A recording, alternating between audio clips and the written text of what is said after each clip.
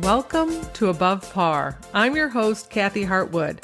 I show you how to take more of your talent to the golf course without practicing harder, taking more lessons, or buying new equipment. I show you how to end the frustration of underperforming so you can start playing to your potential. This is where you are going to learn how to think above par so you can play below par. Let's get to it. Hello, my golf friend, and welcome back to Above Par. So nice to have you here. I hope you're enjoying your summer. I can't believe it's already the middle of August. It's crazy. Kids going back to college, kids getting back in school. Summer feels like it's winding down. So I hope you're enjoying, if it is the last few weeks of your summer, an amazing summer. So I wanted to talk about a topic that came up. Thank you to a couple of clients who I had this discussion with them about luck on the golf course. And I want to give you a couple points, and I'm going to give you something to do at the end of this podcast. So stay with me.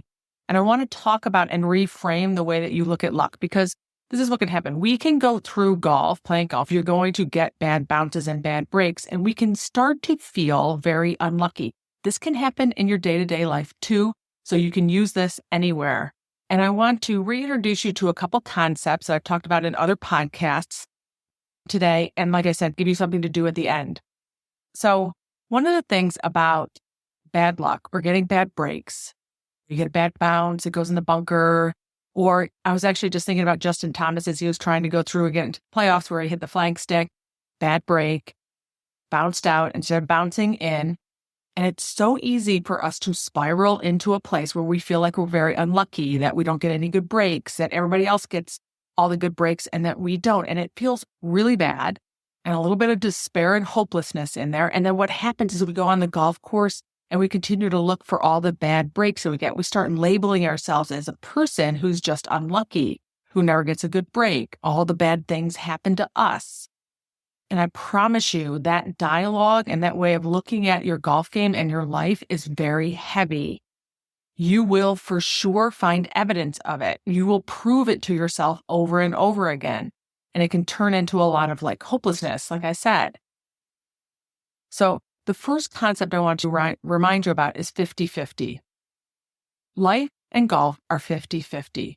We will go through life experiencing half of life on the positive end of the spectrum and half on the negative end of the spectrum, even within one day. Doesn't mean it's anything major or it's anything bad. It could be as simple as breaking a glass or stubbing your toe or getting stuck at a light when you wanted to make it. There's just going to be little moments of negative experiences, and there's going to be moments of positive experiences. They balance out. We can have days that are amazing and it's just a beautiful, great day, just like on the golf course.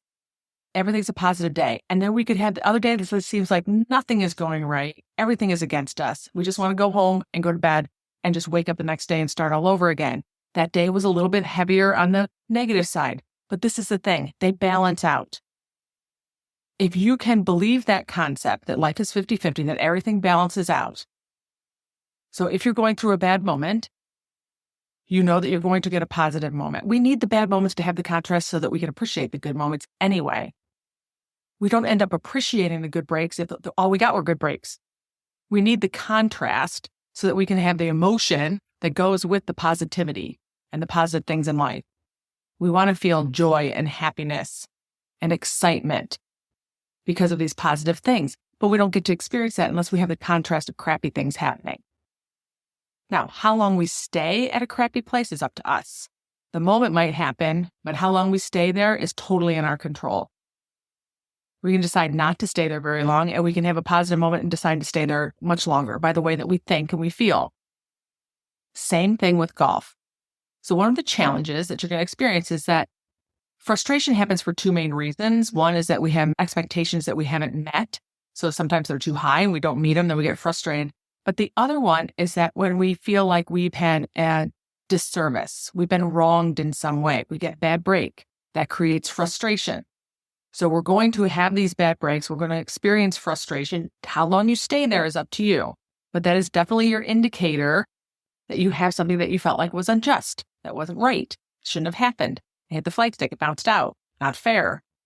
I have frustration. Then you get to pivot off of that and decide how long you want to stay there. if you decide to start telling yourself the story that all you do is get bad breaks, you're going to start looking through the second concept that I talk about, a lens, like glasses. You're going to scan your environment. You're going to scan your world for different ways and all the ways that you get bad breaks. You're like, see, there's another bad break. See, that one didn't go in either. See, I got a bad line in the bunker. My ball's in the divot. My ball's behind a tree. I have a pine cone up next to my ball. I made a double coming in. I'm the unluckiest person on the planet. You will find evidence. You will find evidence in your day-to-day life. You will find evidence on the golf course. If you put on the lens that I'm unlucky, I get bad breaks. I'm the only one who gets bad breaks, right? And it feels terrible. But if you can remind yourself that life is 50-50, likely there are a lot of good breaks and you're missing them. You're not paying attention to them because you have the lens on that I'm an unlucky person and nothing is going my way, that I can never put two good rounds together. And then you start looking for the evidence to prove that you're right. Your brain wants you to be right. So if you say that to yourself, your brain will scan for all the evidence that you're right. It's kind of like when you go to a sporting event and you're shocked that there's so many people of the opposing team are in the stand. All you're going to see is that colored jersey. You're like, you're right. All I see is purple everywhere. It's crazy. And then someone says, yeah, but you know what? There's a lot of the home team here. And then the next time your eye will scan for all the home team. You're like, you're right. Now all I see is red. That's because we put our brain, we set the intention to what we want to pay attention to. So if you set the intention, which is another podcast, and you put your attention on all your bad breaks, that's all you're going to see. And you're going to find more and more evidence that you're not lucky and you get bad breaks and nothing seems to go your way. No wonder you're never going to lower your handicap or win a tournament or qualify. It just becomes a self-fulfilling prophecy. So this is what I want you to do. I want you to go out and play the next 2 or 3 rounds, and I want you to set the intention of looking for all your good breaks. You're going to ignore your bad ones. The whole purpose is to go out there and go, all I'm going to look for is all the good bounces and breaks that I got that I'm not paying attention to, that I'm ignoring. And I want you to do it for 2 or 3 rounds. Tally them up. Could be your ball went down the fairway, kicked right down the hill, and you got an extra 30 yards. We just scan over it. Don't pay any attention to it. Could be that your ball skipped through the bunker instead of staying in the bunker. You just carried a lip instead of plugging in the face of a bunker. It could be that you misread a putt and you pushed it and went in. That's a good break. It could be that you're in the fairway and you notice your ball was just rolled through a divot. It was on the other side of a divot. You could be in the trees and have an opening. There's so many different ways that we get good breaks on the golf course. We just don't look for them. So I want you to go out and set the intention to look for all the good breaks, all the good things that are happening. The lucky bounces, chip-ins, the long putts, the sculled shot that got up on the green and was 10 feet away. I want you to look for all of them. Pay attention to them, write them down, keep a tally, and give your brain evidence that of the 2 concepts, the one that life and golf are indeed 50-50, and that I will see what I put my attention to. So once you have that evidence, and once you have the proof that you have equal amounts of good luck and bad luck, when it happens on the golf course and you get a bad break, you can remind yourself, this is 50-50. I've had lots of good breaks too. And then to end the frustration, you want to quit arguing with reality. It happened. There's not a dang thing you can do about it. It's your time to pivot and move on to something that is better, that's useful, that's going to serve you. Because every time we argue with reality, we lose.